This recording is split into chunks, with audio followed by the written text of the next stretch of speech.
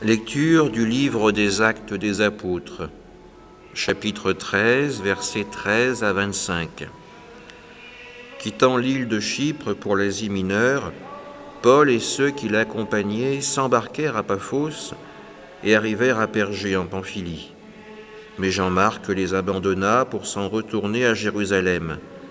Quant à eux, ils poursuivirent leur voyage au-delà de Pergé et arrivèrent à Antioche de Pisidie. Le jour du sabbat, ils entrèrent à la synagogue et prirent place. Après la lecture de la loi et des prophètes, les chefs des synagogues leur envoyèrent dire « Frères, si vous avez une parole d'exhortation pour le peuple, parlez. » Paul se leva, fit un signe de la main et dit « Israélites, et vous aussi qui craignez Dieu, écoutez. Le peuple de ce Dieu, le Dieu d'Israël, a choisi nos pères. Il a fait grandir son peuple pendant le séjour en Égypte, et il l'a fait sortir à bras étendus. Pendant une 40aine d'années, il les a supportés au désert, et après avoir exterminé tour à tour 7 nations au pays de Canaan, il a partagé pour eux ce pays en héritage. Tout cela dura environ 450 ans. Ensuite, il leur a donné des juges jusqu'au prophète Samuel. Puis ils demandèrent un roi, et Dieu leur donna Saül, fils de Kish, homme de la tribu de Benjamin, pour 40 années.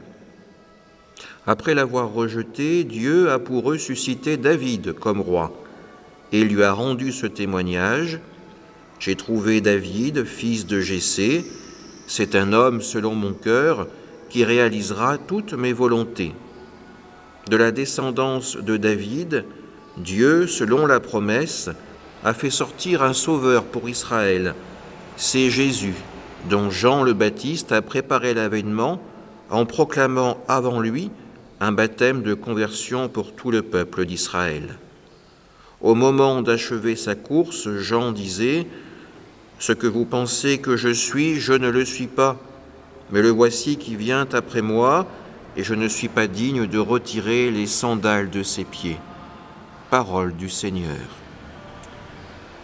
Dans ce long passage de l'Écriture, Paul, invité à prendre la parole dans cette synagogue, va retracer pour son auditoire l'histoire du peuple d'Israël, du peuple élu par Dieu pour être le témoin de son amour pour le monde.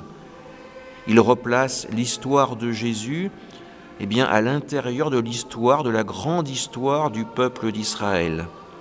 Encore une fois, nous voyons que si nous voulons comprendre l'histoire de Jésus, il est indispensable pour nous de nous replonger dans l'histoire de l'Ancien Testament. Que l'Esprit Saint qui nous sera donné à la Pentecôte puisse raviver en nous le goût et l'appétit pour l'Écriture sainte. Amen.